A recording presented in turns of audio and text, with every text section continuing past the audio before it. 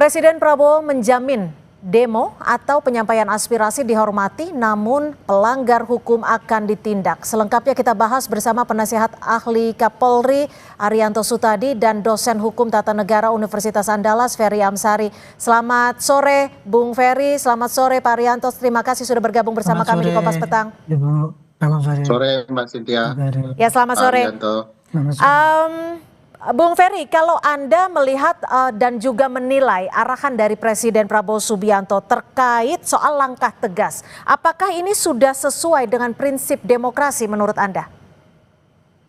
Saya pikir sikap Presiden tidak terlalu tepat ya. Pertama, harusnya Presiden malah memastikan agar Panglima TNI dan Kapolri tidak melakukan perintah yang membuat publik terluka. Misalnya dengan meminta kepada Panglima TNI dan Kapolri agar jangan lagi melukai warga. Jadi tugas kepolisian adalah memastikan pengawalan aksi dan memastikan tidak terjadi upaya menyelundupkan kepentingan-kepentingan sehingga merusak wajah aksi itu. Saya tidak punya keyakinan bahwa para pelaku demonstrasi melakukan tindakan-tindakan yang anarkis berupa pembakaran berbagai kantor yang menjadi pusat kekuatan keamanan kita seperti kantor kepolisian. Mereka nggak mungkin bisa membakar kantor kepolisian dengan leluasa, apalagi membakar fasilitas umum. Oleh karena itu yang perlu diberikan oleh Presiden kepada publik adalah rasa perlindungan, yaitu pastikan aparat tidak memukul mereka. Dengan demikian publik juga akan merasa diayomi oleh Presiden. Jadi tidak ada upaya publik untuk kemudian melakukan langkah-langkah perlawanan yang sifatnya meragukan kredibilitas negara. Pak Arianto, sebenarnya arahan dari Presiden yang sudah disebutkan oleh Kapolri dan juga Panglima ini, koridornya sejauh mana sih kalau kita bicara soal aksi anarkistis?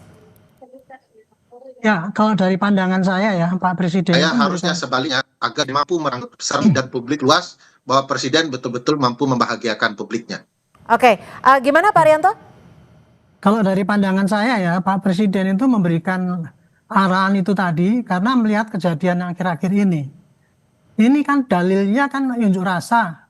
Unjuk rasa kemudian terjadi orang meninggal. Langsung dikonotasikan bahwa ini aparat memberangus orang berunjuk rasa sampai menimbulkan meninggal. Padahal yang terjadi di lapangan itu adalah di tengah-tengah ada praktek unjuk rasanya sudah selesai, kemudian kelompok yang lain itu adalah penyusup yang hanya untuk membuat kegaduhan, sehingga tidurnya kegaduhan, dan kemudian bahkan terjadi pengerusakan, seperti terjadi mengerusak asrama Brimob itu bisa dimaklumi ya, karena itu mungkin marah rakyat karena itu ya. Tapi tangan itu bukan dalam rangka unjuk rasa itu loh. Jadi sekarang akibat daripada begitu masifnya, selama ini polisi nggak berdaya sama sekali itu. Kemudian penjaraan di mana-mana terjadi dan tidak ada tindakan apa-apa. Itu akibat daripada kondisi yang sedemikian masif. Mengukur aksi anarkistisnya melalui tahap-tahap seperti apa? Bisa diukurnya, tolak ukurnya seperti apa? Nggak usah diukur tahap-tahapnya, Bu. Yang namanya anarkis itu adalah perbuatan kalau merusak, ya itu anarkis. Tetapi kalau cuma ngomong-ngomong di depan itu orasi, itu namanya unjuk rasa. Ini kan yang terjadi sekarang kan, yang terjadi di lapangan itu adalah kerusuhan-kerusuhan ataupun bukan unjuk rasa ya. Penyerangan-penyerangan akibat kemarahan masyarakat itu tadi. Yang itu disusupi oleh orang lain pasti.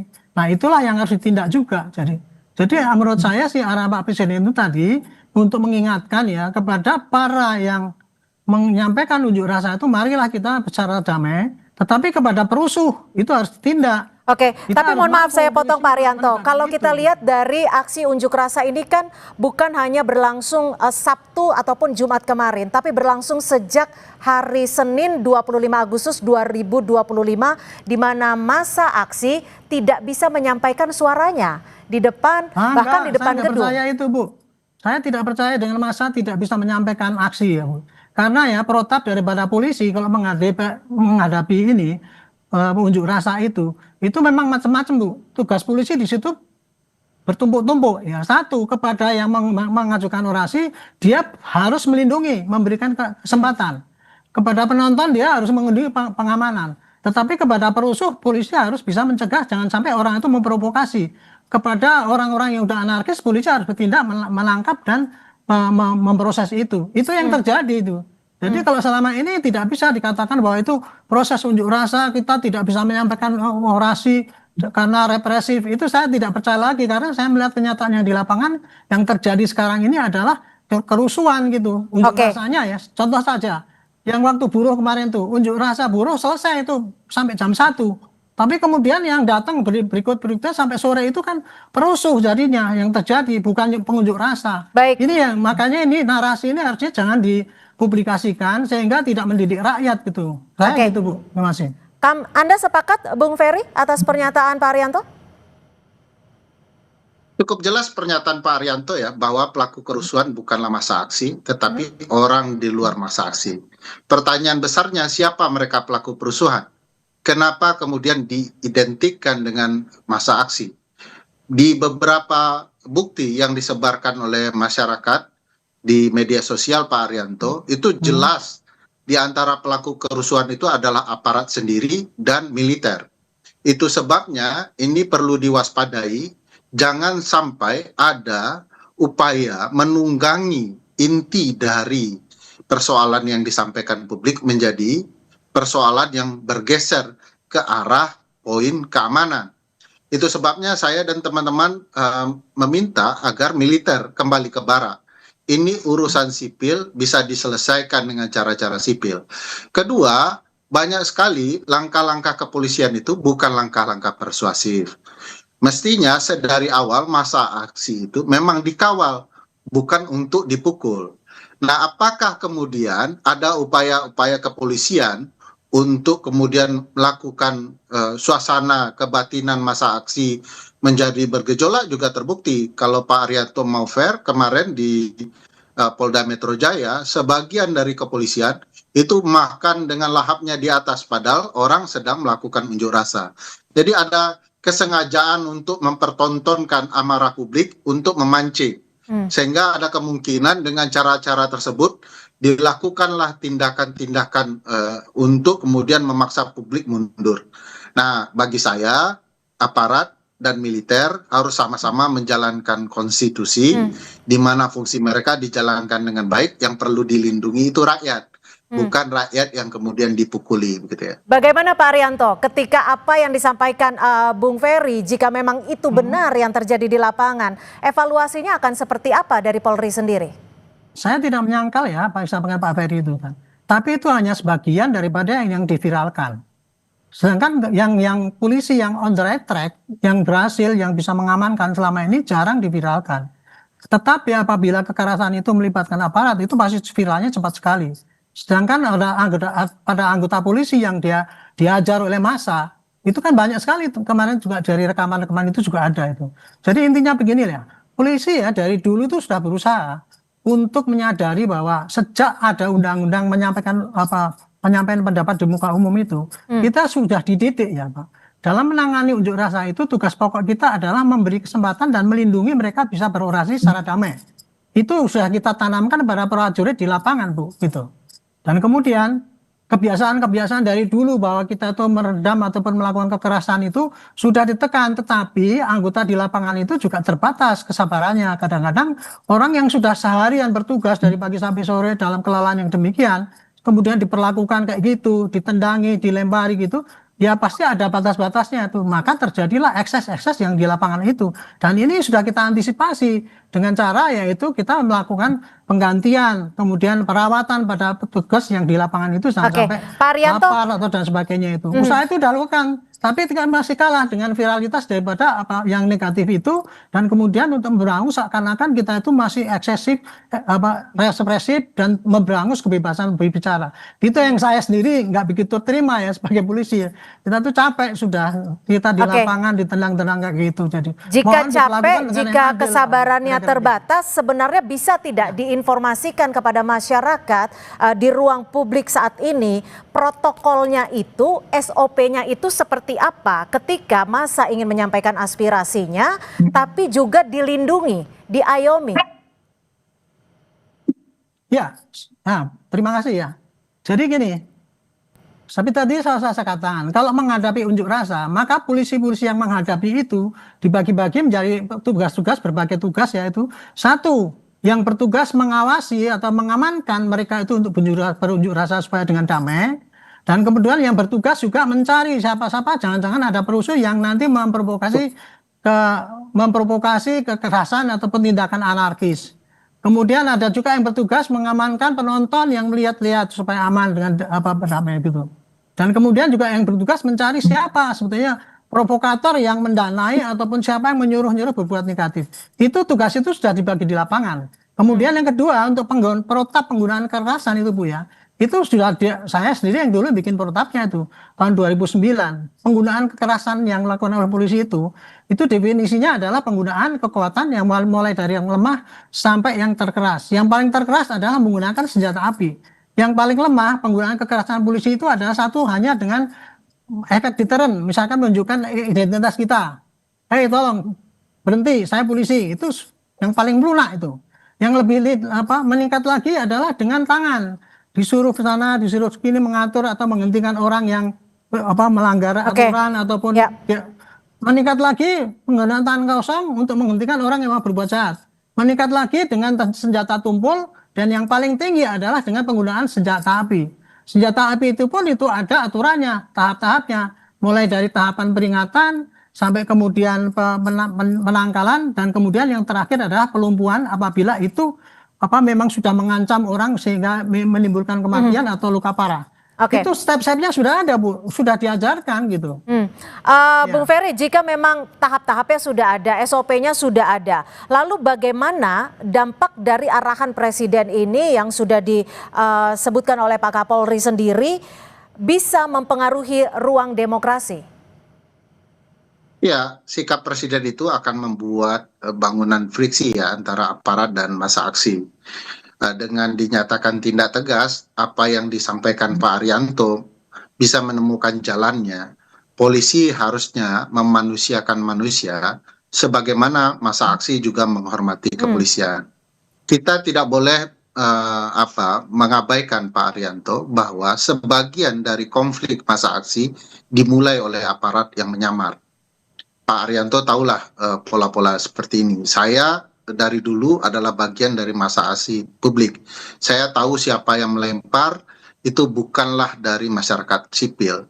Fakta-fakta video yang tersebar di masyarakat memperlihatkan itu. Nah, kalau massa aksi terpancing emosinya, polisi jangan memukul. Kita ikut memviralkan ke Pak Arianto, ada polisi yang sangat baik ya menyampaikan respon bahwa kami ini juga rakyat, kami juga peduli dengan Anda. Itu kita sebarkan. Ya, sama-sama, Pak. Cara polisi ya, itulah cara juga, polisi profesional bekerja, tapi kebanyakan kan tidak begitu. Kebanyakan malah terlibat dalam upaya-upaya yang menurut saya disengaja untuk membenarkan tindakan represifnya. Nah, ini yang kemudian harus disikapi. Dengan adanya pernyataan Presiden, malah itu akan membuka.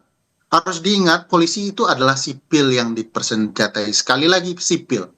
Sementara sikap dari Kapolri mengatakan kami adalah prajurit, sehingga kami siap diperintah Presiden dalam hal apapun. Pernyataan Kapolri dia adalah prajurit itu sudah salah. Dia adalah sipil ya yang dipersenjatai. Sipil sesama sipil. Tugas polisi mengayomi, melindungi, ya itu perintah konstitusionalnya.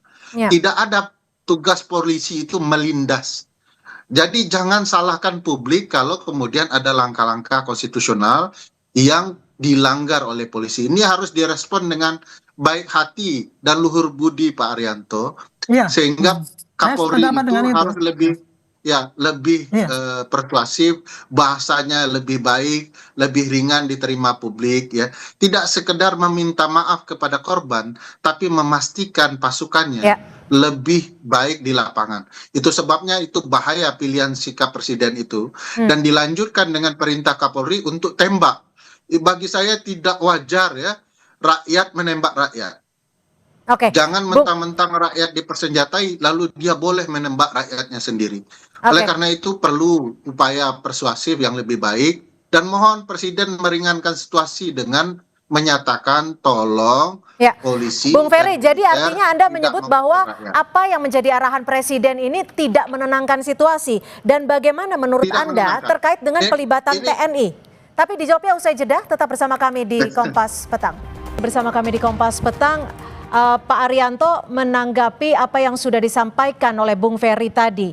Lalu kalau kita mengingat ada korban jiwa dalam peristiwa aksi unjuk rasa beberapa hari belakangan ini. Sebenarnya bagaimana mekanisme akuntabilitas dari petugas kepolisian?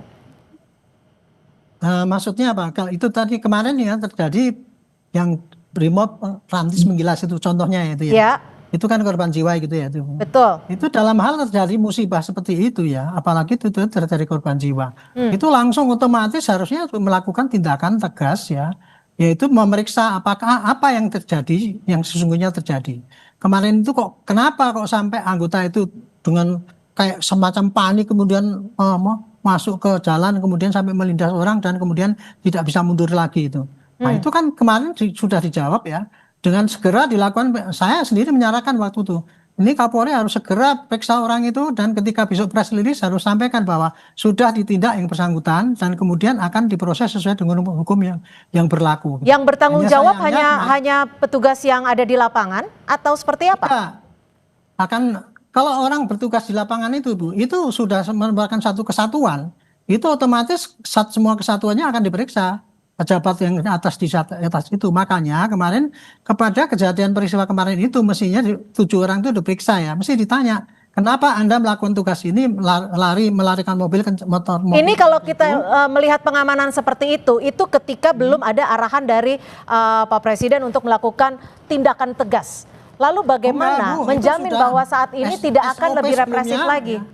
SOP sebelumnya itu sudah ada tuh protap dalam penanganan ini sudah ada Bu. Apabila terjadi insiden seperti ini maka otomatis akan diperiksa. Dalam SOP dalam ini ya petunjuk pelaksanaan protap penggunaan kekerasan itu pun sudah disebutkan juga apabila ada anggota polisi ya yang menimbulkan korban dalam penggunaan senjata ataupun apa itu akan diperiksa kenapa dia menggunakan seperti itu, diminta pertanggungjawabannya. Atasannya pun juga akan diminta pertanggungjawabannya kenapa dia berbuat begitu gitu.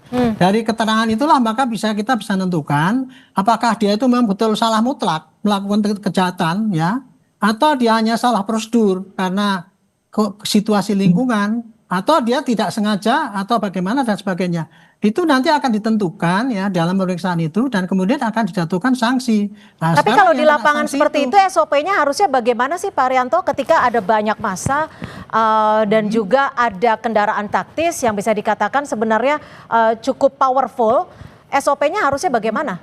Itu secara teoritis kalau menggunakan senjata SOP kendaraan itu pasti kesana kemari itu perintah daripada yang membidangi itu, entah itu komandan unit atau komandan peleton, kita nggak tahu ya. Saya nggak tahu ukurannya di situ tuh. Tetapi yang jelas itu atas dasar perintah biasanya begitu. Tapi ketika kemarin saya melihat kejadian di lapangan itu, saya jadi ragu ini apakah karena kan itu tidak dalam membubarkan, itu seakan-akan kendaraan itu melaju dengan kencang gitu, seakan panik ya.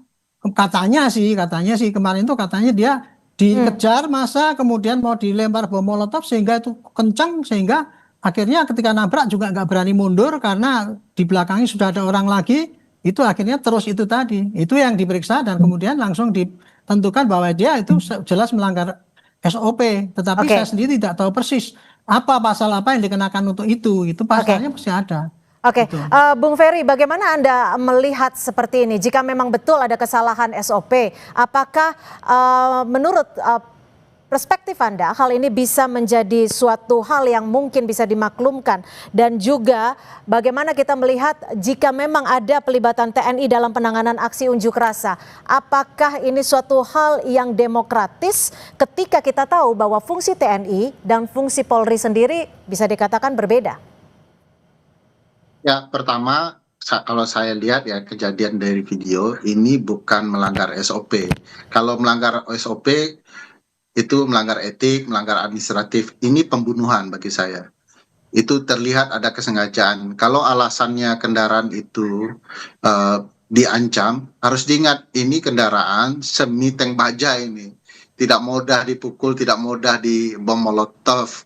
Jadi bagi saya polisi mulai pula belajar untuk menjelaskan ke publik alasan-alasan. Jadi jangan semangat korupsnya. Harus diingat Pak Arianto dan teman-teman kepolisian, pasal 30 itu kan jelas menyebutkan bahwa fungsi kepolisian itu adalah melindungi, mengayomi, melayani. Di mana konsep melayaninya jauh tertinggal di dalam aksi-aksi seperti ini.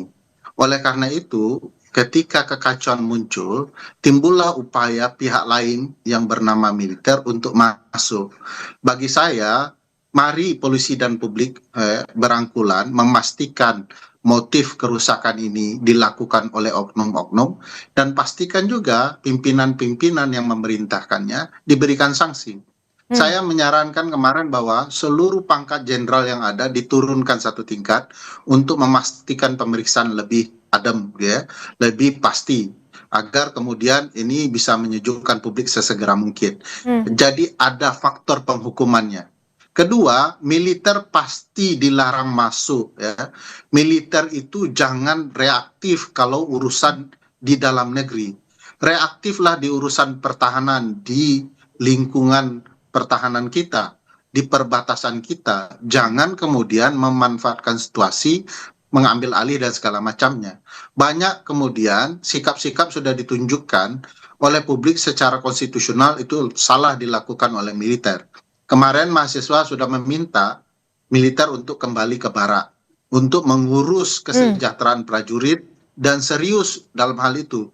Jadi jangan kemudian pimpinan militer memanfaatkan situasi dan keadaan untuk mengambil alih peran kepolisian. Jadi menurut Anda batasnya di TNI ini seperti apa, Bung Ferry? Karena kan tadi arahan dan juga instruksi Pak Presiden ke pengamanan dilakukan TNI dan Polri bersinergi. Ya, oleh karena itu saya meminta Pak Presiden belajar ya soal hukum tata negara dengan baik. Jangan kemudian menerapkan sikap militeristik beliau dalam konteks seperti ini. Dengan kemudian memerintahkan Panglima, dia kan harusnya bilang begini. Satu, tidak boleh kemudian kepolisian memukul warga. Amankan dan pastikan persuasifnya muncul. Pastikan cara melayani muncul. Presiden kemudian memerintahkan kepada militer untuk mundur, ya. Tidak boleh militer ikut campur urusan ini. Saya tidak bisa melihat bahwa ada ruang bagi presiden untuk memastikan militer kembali ke barak. Padahal presiden sipil yang baik harusnya memerintahkan militer kembali ke barak dan kemudian memastikan kepolisian melakukan pengamanan. Saya bilang omong kosong, publik bisa membangkar kantor kepolisian kalau tidak ada peran aparat, baik aparat yang berbaju coklat maupun berbaju hijau. Tidak mungkin publik nonsen, ya. Itu tidak mungkin. Dalam konsep apapun tidak bisa. Karena ketika kepolisian betul-betul menjalankan tugasnya, tidak mungkin kantornya dibakar. Bahkan kalau fasilitas umum dibakar pun tidak mungkin kalau betul-betul polisi menjalankan tugasnya. Bagaimana Pak Arianto Anda menanggapi ini ketika memang nantinya arahan dan juga instruksi dari Presiden adalah Polri bersinergi dengan TNI untuk melakukan pengamanan, bahkan tindakan tegas jika ada anarkis dari masa aksi? Kalau saya kira ya Pak Presiden itu memberikan perintah itu kan berdasarkan dalam posisinya sebagai kepala negara. Negara kita itu negara hukum. Yang kita hadapi itu adalah suatu kekacauan. Kekacauan itu timbulnya karena adanya pelanggaran hukum. Ya pasti upaya yang terbaik ya untuk meredakan kekacauan ini ya pakai penindakan menghukum, hukum-hukum yang berlaku apabila memang di situ ada pelanggaran hukum. Adapun untuk menenteramkan itu ya lain lagi, kalau untuk mencegah itu lain lagi caranya. gitu. Tapi kalau untuk menindak suatu kejadian yang urung terjadi, rimbo Pak Arianto di ya poin silakan ini. aja. Tapi saya itu pandangan saya, Pak. Saya bukan ahli Ya, hukum ya, ya, Pak. Ya. Tapi saya pandangan saya pikir itu dari ya, masalah cara melakukan tugas pengamanan itulah yang ditempuh. Kalau karena polisi kan saya tugasnya pikir kan ada 3 itu, Pak. Kamtibmas, penegakan hukum sama pelayanan kan gitu kan. Nah, 3-3 itu harus dilaksanakan. Nah, menghadapi ya, suatu pelanggaran hukum ya tugas polisi cuma membantu penegakan hukum. Silakan Bung Menentukan Ferry. keamanan, ada pencegahan, ada penindakan, ya. Bagi Sanggahan ada saya Anda. pemeliharaan pernyataan Pak gitu. Arianto tidak tepat betul ya kalau Ya. bicara soal apa yang harus dilakukan presiden. Hmm. Kan titik persoalan bukan di masa aksi, tapi di ruang politik kekuasaan yang salah mengeluarkan kebijakan. Nah, kalau Harus itu saya Pak nggak tahu, Arianto lihat, saya bukan orang ya politik, tunggu, Pak. Ya, makanya saya nggak ngerti lah. solusinya Makanya harusnya saya hanya dari presiden pandangan bukan saya sendiri aja. Gitu. ya solusinya bagi presiden bukan memerintahkan menindak tegas kepada masa aksi, tapi kemudian menindak pelaku-pelaku politik yang menimbulkan kegerahan atau kemarahan masa aksi. Nah, ini yang belum terlihat dari presiden. Jadi duduk persoalannya tidak diselesaikan oleh presiden. Presidenlah yang harus menyatakan untuk sementara agar ketua-ketua umum partai memerintahkan anggotanya berhenti gitu ya, dan kemudian memberikan sanksi di partai politik. Presiden juga bisa memerintahkan kepada parlemen menunda kenaikan gaji mereka. Itu substansi persoalannya, bukan menindak tegas gitu ya. Kalau menindak tegas, saya jamin Pak Arianto, publik yang terluka itu akan semakin reaktif. Jadi carikan solusi yang paling tepat, yaitu ke pokok persoalannya.